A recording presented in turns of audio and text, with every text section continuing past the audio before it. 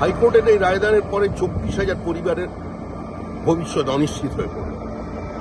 যাদের চাকরি চলে গেল তাদের মধ্যে অনেকে সময়ের মধ্যে বিয়ে করেছেন, ব্যাংকের থেকে লোন নিয়ে বাড়ি কিংবা ফ্ল্যাট বানিয়েছেন।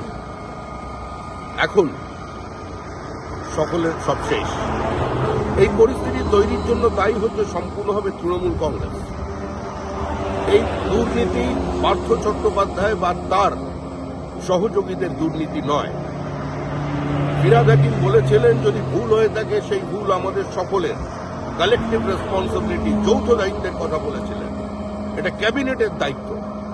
তাই এই অরাজক অবস্থা তৈরি করবার জন্য, মেধাকে প্রতারিত করবার জন্য, সমাজকে খোলা বাজার বানানোর জন্য এবং সর্বোপরি এই শিক্ষকের চাকরিকে আলু পটলের মতো বাজারে বিক্রি করার জন্য দায় নিয়ে আজকে মুখ্যমন্ত্রীর অবিলম্বে পদত্যাগ করা উচিত।